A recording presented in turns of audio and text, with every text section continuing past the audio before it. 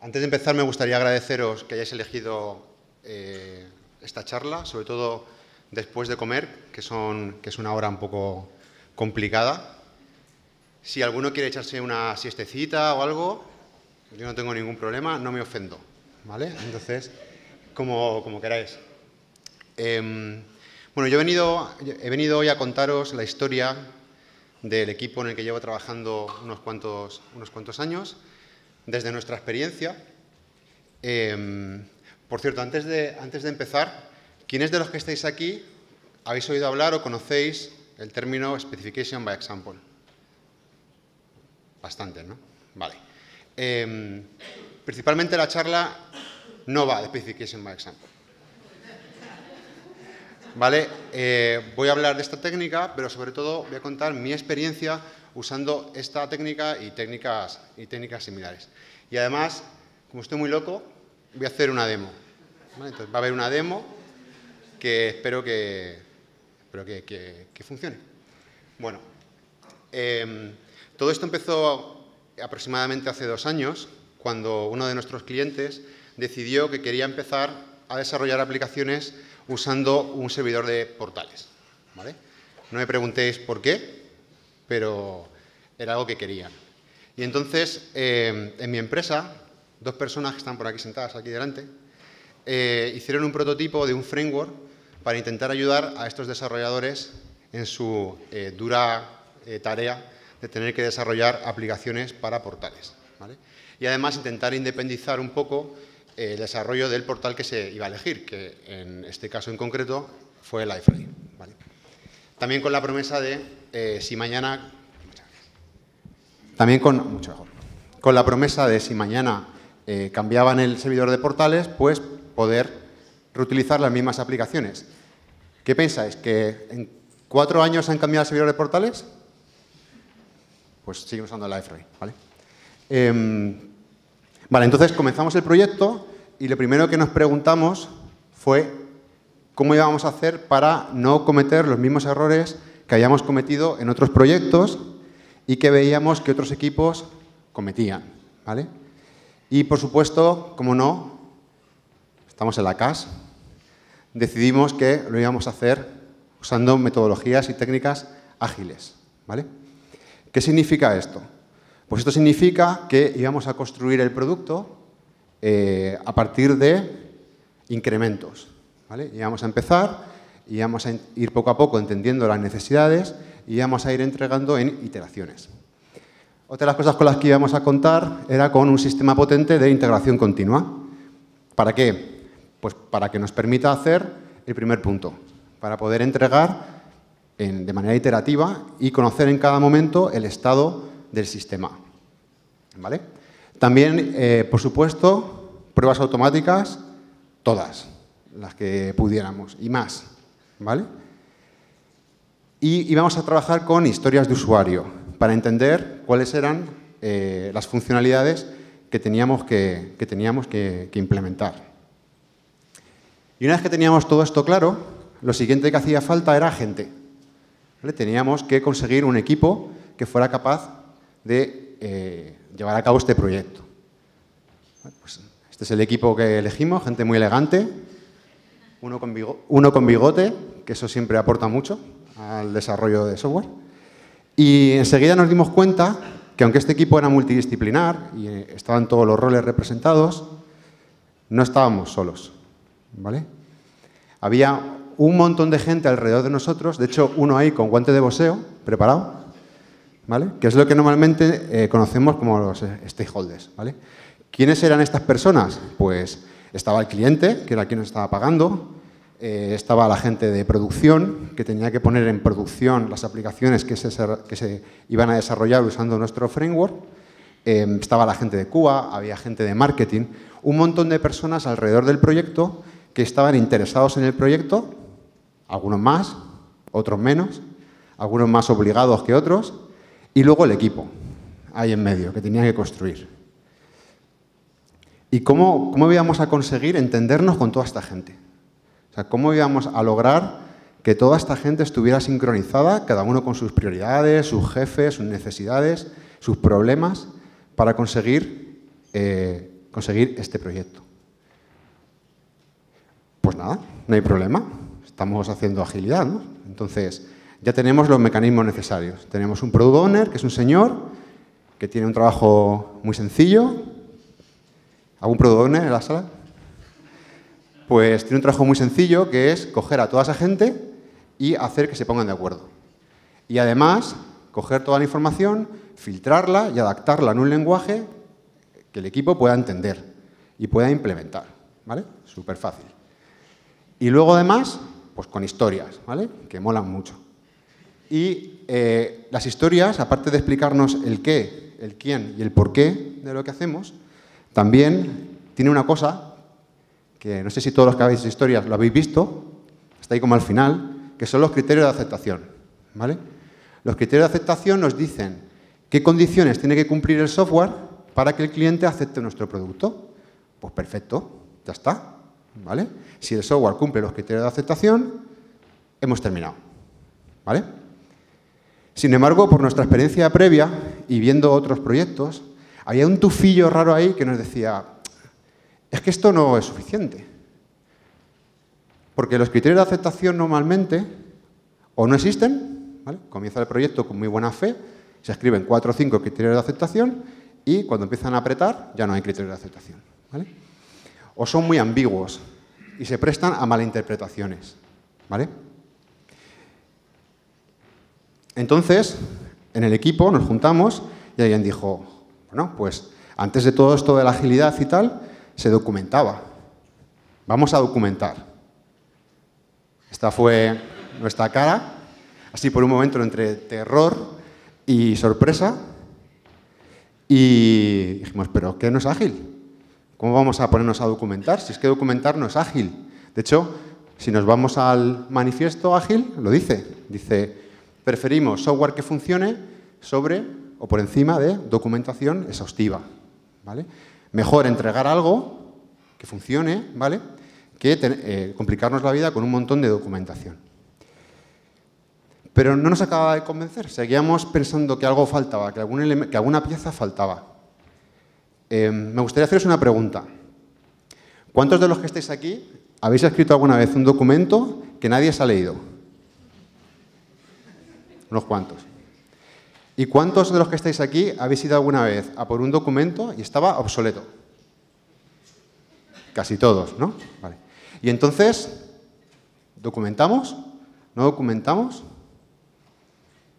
Pues esta era un poco la duda que teníamos nosotros, ¿vale? Lo que decidimos fue que sí, que íbamos a documentar, pero no íbamos a documentar de cualquier manera. Entonces, nos juntamos y buscamos cuál era la documentación que queríamos hacer, ¿vale? Antes de explicaros eso, me gustaría que volviéramos a la frase del manifiesto, porque es importante, o para nosotros fue importante entender que de esta frase, para nosotros el centro es esa palabra, ¿vale? Software que funcione, porque lo complicado es saber cuándo el producto está funcionando, ¿vale?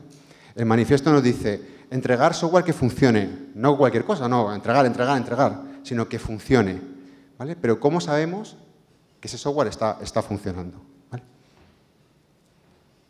Entonces, nos juntamos, estuvimos viendo cómo podíamos hacer nuestra documentación y decidimos que la documentación que queríamos hacer iba a tener estos objetivos, ¿vale? El primero de los objetivos era lo que hablábamos al principio, que nos ayude a que todas las personas que participan en un mismo proyecto estén sincronizadas, ¿vale? Queremos que sea una herramienta de comunicación con esas personas que estaban ahí detrás del equipo con mala cara, ¿vale? Ese es el primer objetivo. El segundo objetivo, evitar tener que rehacer trabajo debido a ambigüedades y malas interpretaciones. Seguro que todos los que trabajamos en software nos ha pasado el llegar con nuestro producto súper orgullosos y que el cliente lo vea y diga, ¿pero esto qué es? Esto no es lo que yo quería. Si te lo dije muy claro el primer día, ¿vale? Pues intentar que se produzcan o minimizar al máximo esas ambigüedades que aparecen siempre que intentamos contarle a alguien algo. Otro de los objetivos era que nos permita de una manera objetiva saber cuándo hemos terminado. Y esto parece una chorrada, pero no lo es. A veces es muy difícil que todas las partes involucradas en un proyecto entiendan a la vez, qué significa cuando algo se puede entregar, cuando algo se ha acabado. Normalmente las expectativas que tienen los distintos roles en los proyectos son distintas, ¿vale? Entonces, es importante que la documentación nos ayude también a sincronizar esto. Que perdure en el tiempo. Que uno de los problemas que nosotros vemos con los criterios de aceptación es que los criterios de aceptación están en las historias. Y las historias están muy bien, son muy bonitas, pero te ayudan durante la vida de la iteración y luego normalmente se olvidan. Sin embargo, a veces es necesario volver y acudir al trabajo que hemos hecho. ¿Cuándo? Pues cuando entra gente nueva en el equipo, cuando tienes que refactorizar partes o tienes que tocar partes del sistema que ya están hechas, ¿vale? Entonces, necesitamos extraer de la historia todo este conocimiento.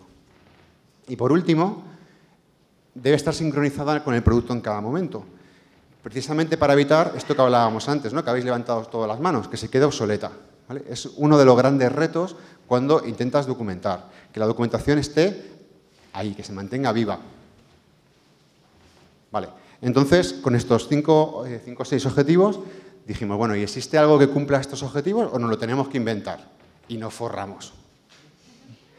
Pues lo que hicimos fue investigar. Bueno, nos fuimos a Google y pusimos ahí documentación viva. Y nos apareció este señor, que es Goiko Akit.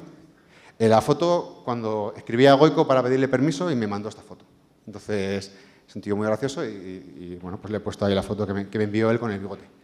Bueno, Goiko escribió un libro, ha escrito varios, pero uno de ellos es este, Specification by Example, que seguro que lo conocéis, ¿vale? Y en este libro Goiko cuenta su visión de cómo resolver estos problemas que hemos estado viendo.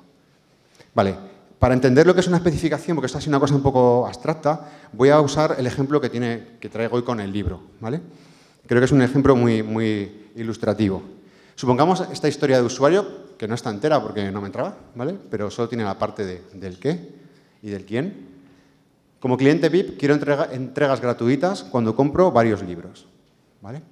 ¿Cómo funciona la especificación, por ejemplo? Lo primero que hacemos es, nos metemos en una sala con esta historia e invitamos a la fiesta, esta que vamos a montar, a todo el mundo que tenga algo que decir sobre esta historia, ¿vale? El de marketing, el de producción, cualquier persona que esté interesada en aportar algo sobre esta historia.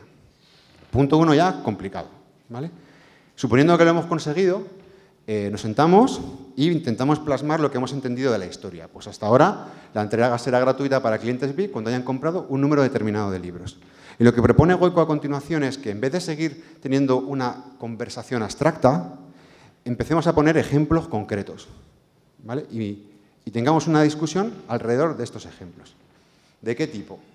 Pues imaginaros que estamos en la sala y decimos, pues bueno, cuando a la web entre un cliente VIP y compre 5 libros, y en este punto comienza una conversación.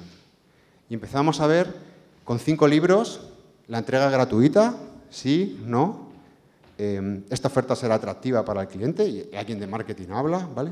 Se puede implementar, algún desarrollador también opina, es interesante desde el punto de vista de la empresa, y deciden que sí, 5 libros sí. A continuación, alguien dice, vale, 5 sí, pero ¿y 4? ¿Con 4 libros la entrega es gratuita o no?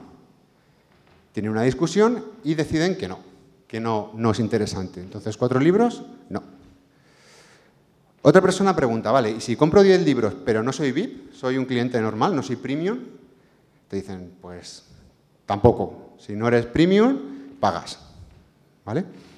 Esta conversación que se produce, con ejemplos concretos, ayuda a que cuando nos vayamos de esa reunión, todo el mundo tenga más o menos claro en la cabeza de lo que estamos hablando y nadie haya hecho suposiciones, ¿vale? Al final, todo el mundo habrá hecho algunas, pero intentamos minimizarlas. Seguimos y lo que hacemos es actualizamos la especificación. Con esta información que hemos obtenido decimos el número de libros necesarios para conseguir la entrega gratuita será de 5. Vale. Continúa la conversación y un QA, que estaba por ahí agazapado, dice, bueno, ¿y si no compran libros? ¿Y si compran lavadoras? Entonces todo el mundo se queda así, pues no lo sé. Pues vamos a llamar al de las lavadoras, porque no tenemos ni idea. Le llaman y el de la lavadora dice, pero que va, estáis locos, ¿cómo le vamos a regalar la entrega de 5 lavadoras? ¿Vale? Y deciden que no. Y justo cuando ibas a salir por la puerta, se gira el QA otra vez Dice, ¿pero si compran libros y lavadoras? ¿Ahora qué? Y deciden que no, que tendrían que partir el pedido en dos, libros por un lado, lavadoras por otro, y que ya lo implementarán en una siguiente iteración, que en esta no. ¿Vale? Y con esta información actualizamos la especificación. La especificación son las dos cosas, ¿vale? Es el texto que usamos para expresarnos, para comunicar, y los ejemplos. Porque los ejemplos ayudan a que esa parte de arriba, que es abstracta, sea más concreta y se entienda mejor, ¿vale? Y luego hay un punto adicional, si esto ya nos parece que es la leche, y es que, ¿qué pasaría si pudiéramos conseguir algo parecido a esto? Que la propia especificación mostrara si el sistema está cumpliendo o no estos criterios. Al igual que con un test, ¿vale? Si en el documento, en el texto, pudiéramos ver qué partes de la especificación se están cumpliendo por el software, pues estaría genial, ¿vale? Igual que aparecen los tests, pues, verde la parte que se está cumpliendo, rojo la parte que no se está cumpliendo. Esto es lo que Goico llama documentación viva. Y es con lo que hemos estado trabajando estos 2 últimos años. Con todo esto que aprendimos leyendo el libro, dijimos, bueno, pues ya está, ya lo tenemos. Ya tenemos la herramienta que necesitábamos. Vamos a ampliar los criterios de aceptación y vamos a convertirlos en especificación por ejemplos. Vamos a sacarlos de las historias, vamos a ponerlos en formato de especificación, vamos a utilizar ejemplos, vamos a intentar montar estas fiestas de especificación donde queremos que venga la gente y luego vamos a hacer referencia desde la historia. Entonces, con todo esto, pues nos fuimos de fiesta y cuando volvimos de la fiesta dijimos, vale, ¿y esto ahora cómo lo hacemos? ¿Cómo se hace esto? ¿Vale? Y bueno, vamos a empezar por algún lado. Entonces, vamos a escribir la especificación mientras refinamos las historias. ¿Esto qué quiere decir? Que vamos a escribir la especificación en el sprint anterior. ¿Vale? Si yo estoy en el sprint 1, cuando refino las historias del sprint 2, escribo la especificación del sprint 2. Y vamos a automatizar la especificación, conseguirlo del verde y el rojo, cuando estemos implementando, ¿vale? En el sprint en el que estamos implementando las historias. Y vamos a usar Concordion, ¿vale? Concordion es una herramienta, probablemente también conoceréis Cucumber, ¿vale? Nosotros usamos Concordion y ya, bueno, os voy a contar un poco por qué usamos Concordion, ¿vale? Y voy con la demo. Entonces, voy a intentar enseñaros cómo se hace una de estas. Cruzo los dedos.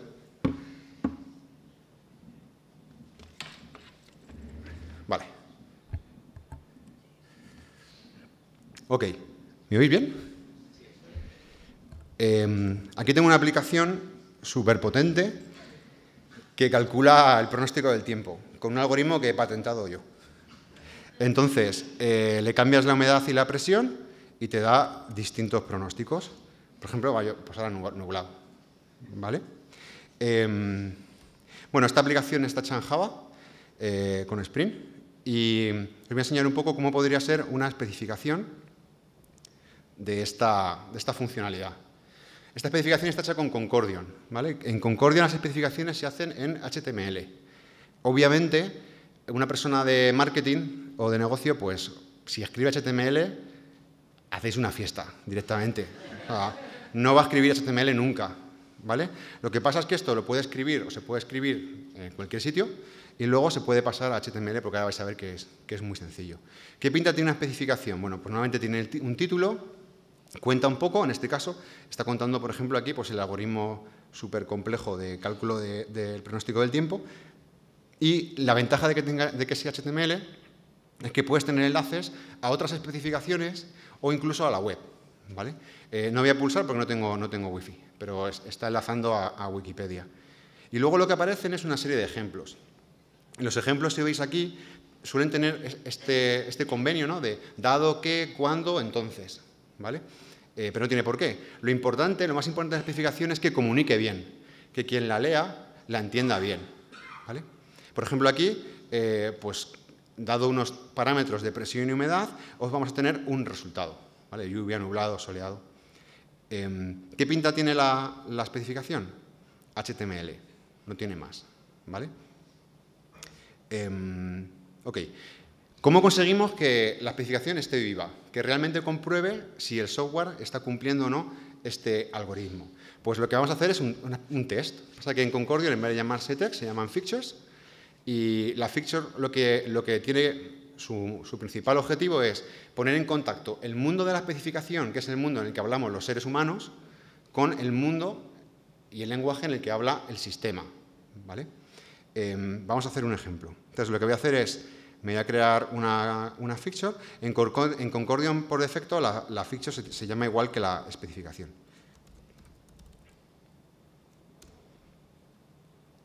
¿Vale?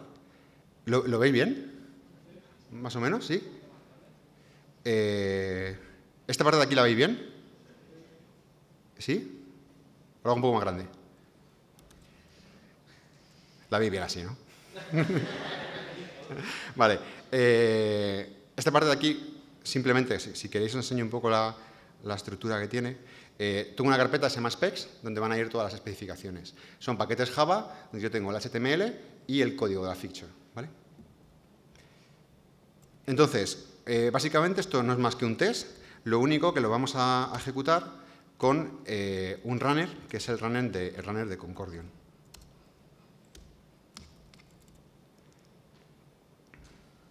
Estoy escribiendo el código en la casa. Entonces, a ver qué tal sale. Voy a crear un método que lo que va a devolver es un objeto forecast, un pronóstico, pasándole la humedad y la presión. Vale. Necesitamos llamar al sistema, ¿vale? Para que nos devuelva el pronóstico. Entonces, lo que voy a hacer es instanciar el servicio que tengo por aquí, que es el que calcula, y lo voy a invocar.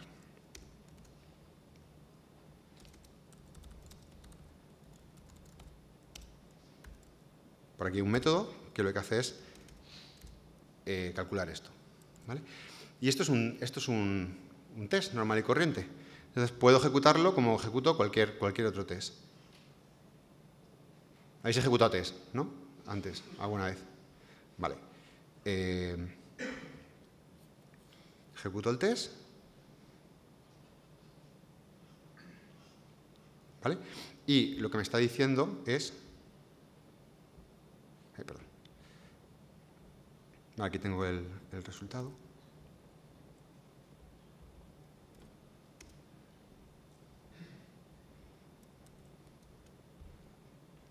¿Ok? ¿Vale? No está haciendo todavía nada. ¿Por qué? Porque no he unido el mundo de la especificación con el mundo del código. ¿Vale? Es lo que vamos a hacer ahora a continuación. ¿Cómo lo hacemos? Lo que hacemos es, en el HTML, anotamos. ¿Vale? Podemos anotar cualquier nodo del HTML.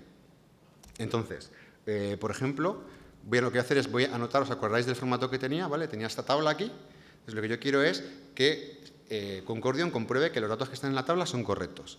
Entonces, lo que voy a hacer es anotar con un tag, ¿vale? Dentro hay una expresión y la expresión tiene un lenguaje, es el lenguaje de Concordion. Lo que voy a hacer es llamar a este método, llamar al método getForecast, ¿vale? GetForecast, y le voy a pasar la humedad y la presión, ¿vale? Lo que le tengo que decir a Concordion es de dónde obtiene la humedad y de dónde obtiene la presión, ¿vale? Lo va a obtener de estas columnas de aquí, de la columna presión y de la columna humedad. Entonces, solamente en la tabla le tengo que decir a Concordion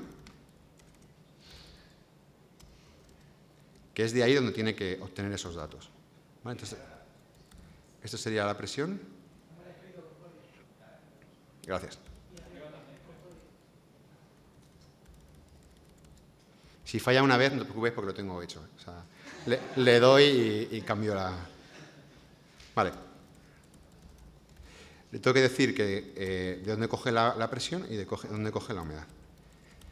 Vale. ¿Y qué nos falta?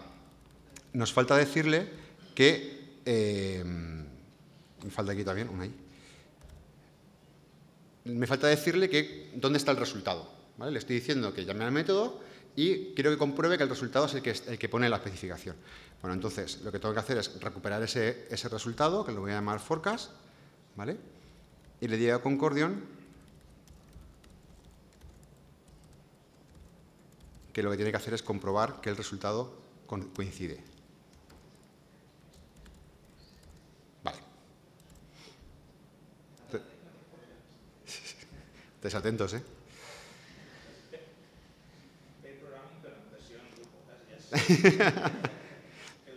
Vale, entonces vamos a mirar la especificación. Un momento, ¿y qué ha pasado? Pues lo que ha pasado... lo que ha pasado es que Concordio nos está diciendo, ¿vale? Donde tú decías lluvia, el software está diciendo rainy, y donde decías nublado, cloudy, ¿vale? Entonces, es importante destacar aquí que la especificación, y en concreto la feature, es la encargada de poner en relación estos dos mundos. No queremos cambiar la especificación y poner cloudy o rainy. Lo que queremos es, porque se entendería peor, lo que queremos es mantener lluvia, mantener nublado, mantenerlo en un lenguaje que puedan entender todas esas personas que no son técnicas, pero que a la vez funcione. Entonces, lo que tenemos que hacer es modificar la feature para conseguir eso. Entonces, como ya me la he jugado bastante, voy a hacer un poco de trampa.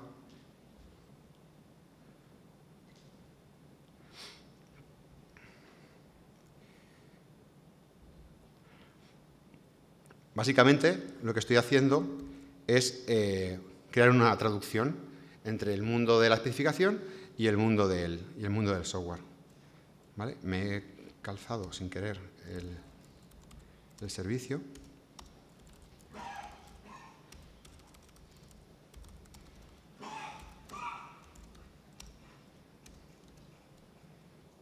Ok. Vale, si volvemos a ejecutar... ¿Vale? Ya lo tenemos. Otra de las ventajas de usar Concordion es que una vez que tengo hecho el fixture, yo puedo añadir nuevos ejemplos sin tener que tocar el código Java. ¿Vale? Por ejemplo, imaginaros que de repente decimos, bueno, pues queremos añadir otro ejemplo más con, pues no sé, vamos a poner pues 1,6 y esto mismo, por ejemplo. ¿Vale?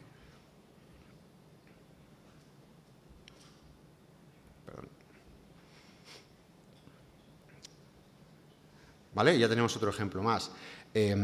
Si cambiamos el código, si yo me voy al servicio y cambio el algoritmo, porque estoy haciendo un refactoring, por ejemplo, y cambio aquí, ¿vale? Pues va a aparecer en la especificación qué partes del sistema se han roto, ¿vale? Y esto es Concordion. Os voy a enseñar algunas especificaciones un poco más reales, para que las veáis. Estas son especificaciones nuestras de nuestro proyecto. Actualmente tenemos 130 especificaciones, 72 de ellas automatizadas. ¿Vale? Y ahora voy a hablar un poco más de por qué. Si veis, aparece aquí arriba un breadcrumb de estos, que puedo ir hacia adelante y hacia atrás. Puedo relacionar varias partes de la documentación. ¿Vale? Y aquí, por ejemplo, tengo una serie de test. ¿Vale?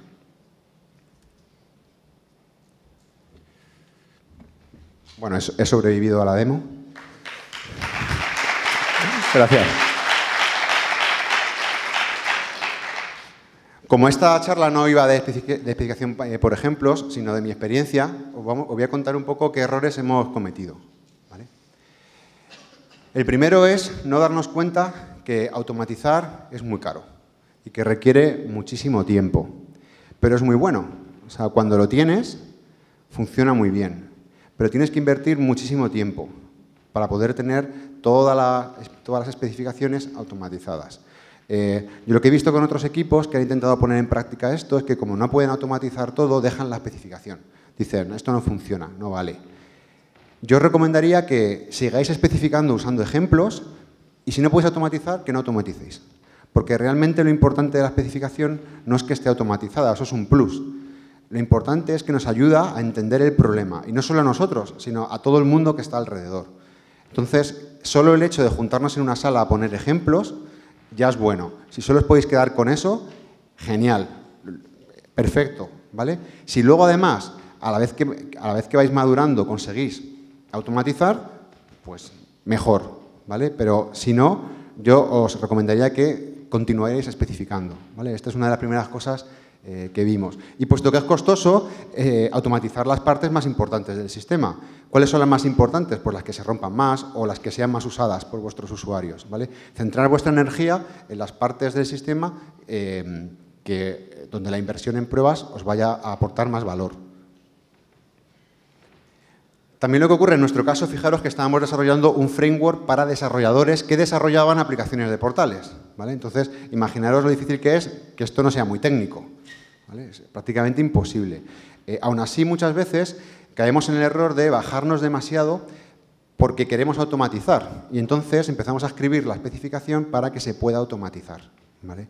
Pero no es el propósito, volvemos a perder el foco. Lo que queremos es que la especificación comunique. Entonces hay que intentar que no sea excesivamente técnica. Incluso aunque el dominio en el que estéis trabajando sea muy técnico. Hay que intentar subir un poco, estar en un nivel de abstracción un poco superior. Bueno, imagino que muchos de vosotros trabajáis con aplicaciones web. Nosotros también, y ha sido un auténtico infierno el intentar automatizar desde el browser. No sé cuál es vuestra experiencia. ¿Quién ha sufrido intentando automatizar con herramientas como WebDriver, Selenium? ¿Quién ha tenido problemas? ¿Quién no ha tenido problemas y está encantado? Juanjo. Vale. Nosotros, en nuestra experiencia, ha sido horrible, ¿vale? Probablemente porque lo hayamos hecho mal, o porque es muy complicado, pero lo que ocurría era que constantemente los tests fallan o no. Ejecutas, funciona. Ejecutas, falla. Ejecutas, funciona. Es una locura. Aparte que cuando haces un cambio se rompen enseguida. Entonces, hemos eliminado esos tests, casi todos, no hemos podido eliminar todos, y atacamos a la aplicación de forma más directa, sin pasar por el browser en muchos casos, ¿vale? Nuestra experiencia ha sido así. Otro de los problemas que yo os contaba, este mundo maravilloso de la fiesta esta de la especificación donde venía todo el mundo, es que normalmente pues esa fiesta estáis tú y tu amigo. Y poco más. Es muy difícil convencer a la gente para que venga aquí y aporte. No están acostumbrados. Normalmente te dicen, no, pero si yo ya te pasé un requisito. Dices, ya, pero es que no entiendo nada de lo que pone ahí, ¿vale? Y quieres que te construya software, ¿puedes por favor venir y hablar conmigo? Pues muchas veces es muy difícil, no ocurre. Y tienes que ir a por ellos. Tienes que poner carteles, tienes que, no sé, hacer algo para que esta gente participe, ¿vale? No funciona muy bien si tú escribes la especificación y luego se la pasas y luego ellos te la devuelven. Se pierde bastante de lo que va esto, que es de comunicar. Pero en nuestra experiencia es difícil. ¿Qué hemos aprendido? Pues que es importante no escribir demasiados ejemplos. Los ejemplos justos, ¿vale? Lo que suele pasar es que empezamos con este rollo de la especificación, nos empieza a gustar y, como somos ingenieros, intentamos llevar el concepto de cobertura a la especificación. Y decimos, tenemos que cubrirlo todo. Todo tiene que estar escrito y especificado y automatizado. Para poneros un ejemplo, nosotros empezamos así, con esta obsesión, y pasamos de un sprint de 2 semanas a un sprint de 3, porque no llegábamos, no podíamos especificar, no podíamos automatizar y dijimos, bueno, pues vamos a darnos una semana más. Y cuando nos dimos cuenta estábamos en 4 semanas, ¿vale? Y ahí ya paramos. Y dijimos, ¿qué está pasando? Lo que está pasando es que dentro estábamos haciendo waterfall. Estábamos dedicando unas semanas a especificar, que era análisis, luego unas semanas a implementar y otras semanas a automatizar la especificación, que eran las pruebas, ¿vale? Y fue donde nos dimos cuenta que teníamos que llevar la especificación al sprint anterior como parte del refinamiento de las historias. Y ahí empezó a funcionar, ¿vale? Eso y no atacar todas las historias de golpe, que no tiene nada que ver con esta charla, pero ya os lo digo también. Foco y ir una a una, ¿vale? Eso hizo que redujéramos prácticamente en 3 semanas, pasamos de entregar cada 4 semanas a entregar cada 2. Y a día de hoy estamos entregando más o menos software cada semana y media. Entonces, menos es más, ¿vale? Tenemos que poner los ejemplos necesarios para fomentar la comunicación y la conversación, no más. Esto no es un plan de pruebas, ¿vale? Aquí no queremos detallar todos los posibles valores que puedo poner en un campo, no va de eso. Para eso hay otros test, ¿vale? Esto es importante que refleje que es una herramienta de comunicación, que no lo olvidemos, que ya lo he repetido 100 veces. Vale, otro ejemplo. Cuando empezamos a poner ejemplos, muchos son triviales, ¿vale? Son las típicas cosas que cualquiera podría pensar en un momento, pero lo importante, o lo interesante más bien, es cuando descubres ejemplos en los que no habías pensado. Os pongo uno. Teníamos que validar un mail, ¿vale? Por ejemplo, rmarpozo@gmail.com, ¿es un mail válido? ¿Sí o no? rmarpozo@gmail.com. Sí, ¿no? ¿Y rmarpozo@gmail.com? No, vale, no es. ¿Y rmarpozo@gmail? ¿Quién cree que sí? ¿Quién cree que no? Pues sí, ¿vale? Es un mail válido porque el servidor de mails puede estar configurado para los que no tengan dominio, añadírselo. Pero es que todavía hay un caso más raro. rmarpozo@.com es válido, ¿vale? Entonces, cuando empezamos a poner ejemplos, y a alguien se le ocurrió este ejemplo loco del @.com, fuimos a un software de validación de mail y validaba. Y mirando la especificación de lo que es un hostname, se admite, ¿vale? Entonces, esa conversación se habría producido mucho más tarde si no la hubiéramos tenido en el momento de especificar. Y, de hecho, se habría producido cuando el desarrollador se hubiera puesto a desarrollar. Y habría optado por lo que a ese buen hombre se le hubiera ocurrido en ese momento, ¿vale? Entonces, os pongo un ejemplo de buscar las fronteras, ¿vale? Cuando te obsesionas con la automatización, conviertes tus especificaciones en scripts. Vas a la pantalla 1, pulsas el enlace tal, metes no sé qué valor, pulsas el botón no sé qué, ¿vale? Eso es un script, eso no es una especificación. No nos está diciendo ni por qué, ni qué, ni por qué es interesante esa pantalla. Es un script porque de esta manera la podemos automatizar más sencillo. De nuevo, no caigáis en ese error. La especificación no es el script de testing, eso es la feature, ¿vale? Por eso hay esa separación. Otra cosa que es muy divertida es que te juntas en una sala a hacer la especificación y falta gente, porque es muy difícil convencer a la gente para que vaya, y entonces tú te empiezas a inventar a lo loco todos los ejemplos. Dices, pues yo creo que el cliente quiere, pues a mí me dijo el de marketing, pues yo creo que así va a estar mejor. Y empiezas a inventarte los ejemplos. Es muy importante que los ejemplos estén validados, que alguien haya dicho, pues sí. Y además, cuando te das cuenta de que hay ejemplos que estás poniendo que no has validado, es muy interesante, porque entonces dices, ¿cómo los puedo validar? Y a lo mejor acabas yendo a hablar con el usuario, cosa que normalmente no haces, ¿vale? Entonces, no demos por supuesto que los datos que manejamos son correctos. Normalmente son hipótesis. Entonces, si hay alguien que nos puede confirmar, perfecto. Si no, las tenemos que tratar como tal, como hipótesis, no como hechos. Vale, y después de toda esta chapa, a lo mejor os estáis pensando, bueno, me ha gustado, esto que nos ha contado Rubén está bien, pero ¿y cómo empiezo? ¿Cómo me llevo esto? Pues lo primero es que no os creáis nada de lo que os he contado yo, ni de lo que os cuenta Goico, ni de lo que os cuente nadie, ¿vale?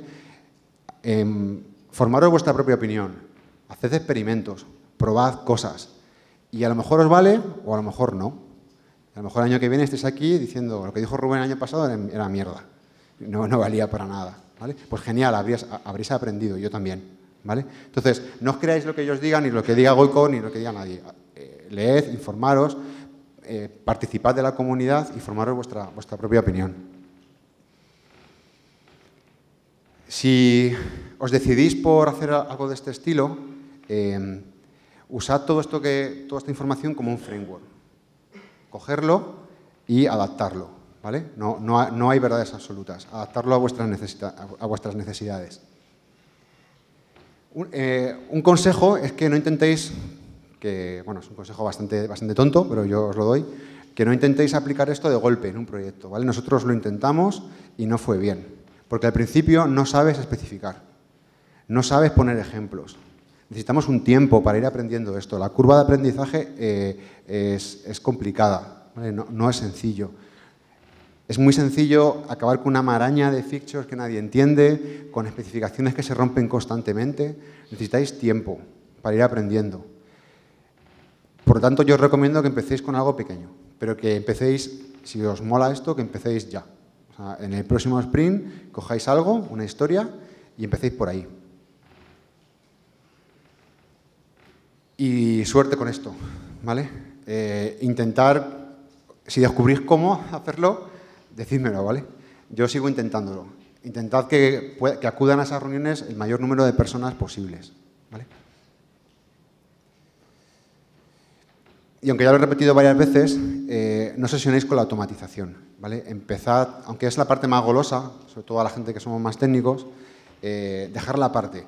Empezad escribiendo ejemplos, buscad buenos ejemplos, ir viendo cómo esto potencia la comunicación y cómo cada vez os vais a ir entendiendo mejor con esos señores que están atrás ahí mirando, ¿vale? Y una vez que estéis cómodos, empezar a automatizar, pero no empecéis por la automatización. ¿Os acordáis del equipo? Bueno, si queréis que el equipo, en vez de ser estas personas, sean todas estas, pues yo os recomiendo que mejoréis vuestras habilidades de comunicación, ¿vale? No necesariamente a lo mejor con especificación por ejemplos, porque a lo mejor nos vale en vuestro contexto, pero que busquéis un idioma en el que podáis hablar todos y del que podáis participar todos. Gracias.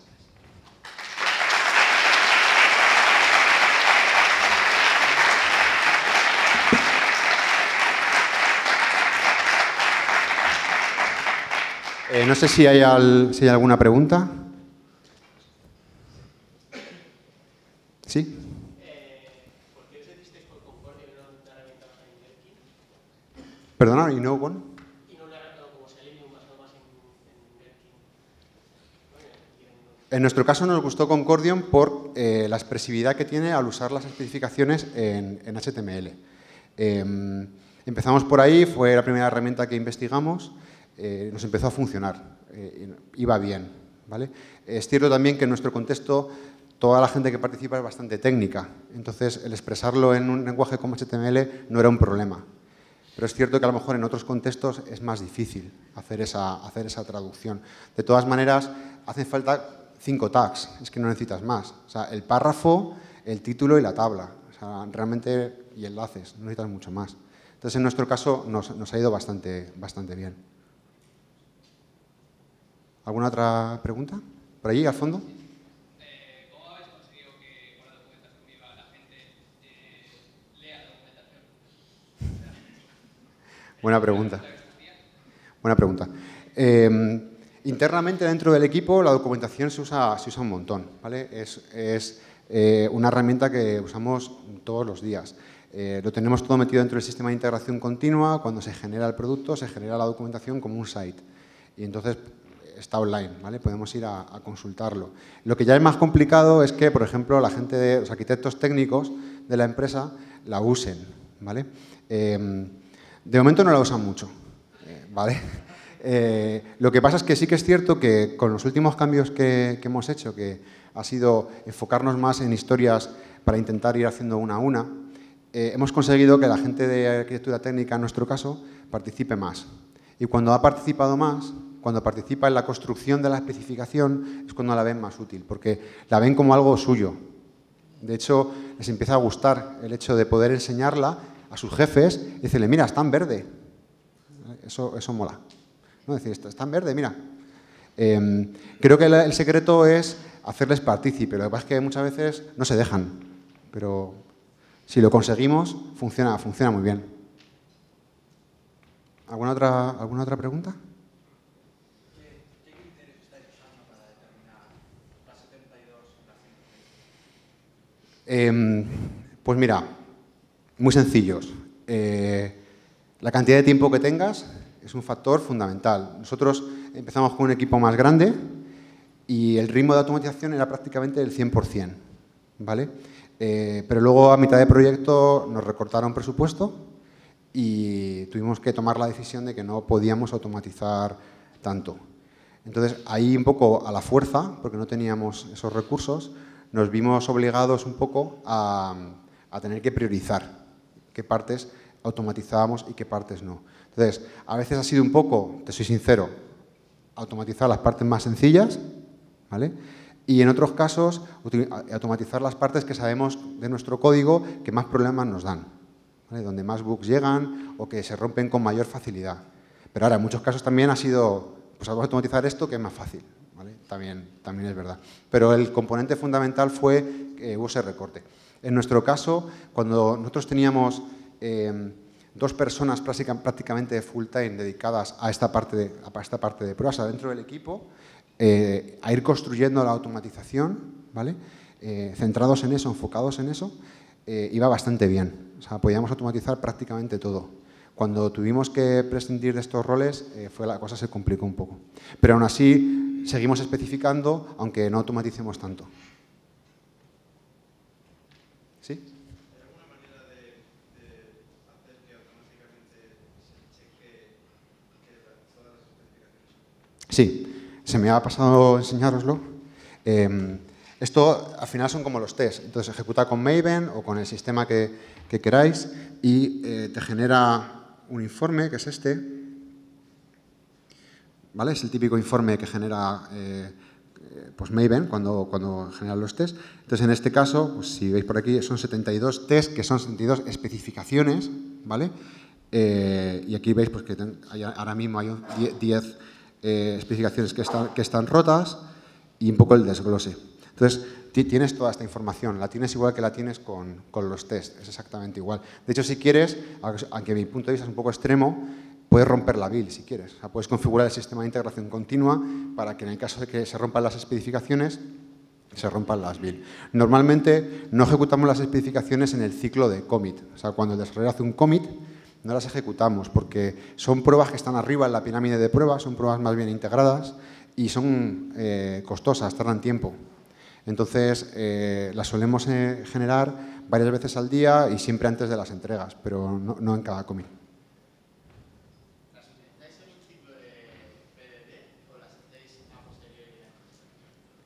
Ahora mismo las estamos escribiendo a la vez que estamos refinando. Entonces, cogemos la historia, empezamos a entender la historia y mientras vamos escribiendo los ejemplos.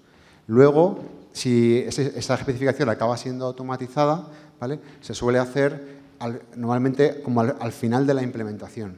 Durante la implementación se hacen test unitarios, ¿vale? Que no tienen nada que ver con esto, y otros tipos de test que hacemos nosotros también, y luego se hacen los test de las especificaciones. Nos encantaría poder empezar desde el principio, pero ahora mismo no tenemos suficiente capacidad para poder hacerlo. No, simplemente es por un tema de que no tenemos suficiente en manos ahora mismo. Y estamos en ciclos cortos y queremos mantenernos en ciclos cortos. Entonces, a veces tenemos que sacrificar la automatización. Pero aún así, quiero hacer hincapié en que la especificación sigue siendo muy buena herramienta, aunque no automatices. ¿Alguna otra pregunta?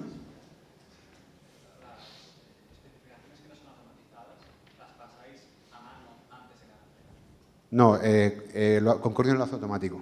Aunque no. Sí, también las pasa. O sea, él las ve, dice, no hay nada que probar, ok, verde, y la pasa. O sea, ¿Cómo lo probáis? ok. No había entendido. No había entendido, vale. Claro, toda la parte que no está automatizada, pues te toca hacer pruebas manuales. Claro, sí. La idea ahí, nosotros estamos intentando, pero digo, es que ahora somos muy pocos, pero estamos intentando hacer test exploratorio de una manera un poco más seria, probando a ver qué funciona ahí, precisamente por el problema que os comentaba del coste de la automatización. Entonces yo creo, hay gente, ahora mismo la polémica, si miráis un poco por internet, no está en si la especificación es útil o no, usando ejemplos, yo creo que ahí hay consenso. Donde está la polémica más seria ahora mismo es si es necesario automatizarlas, ¿vale? Entonces, en mi experiencia, yo digo que sí. Ahora, aquellas que aporten más valor, no todas, ¿vale? Y teniendo en cuenta el resto de pruebas que tengas. O sea, al final no es una única cosa, es una serie de técnicas lo que componen tus pruebas, ¿vale? Entonces, tienes que ver qué coges de cada lado.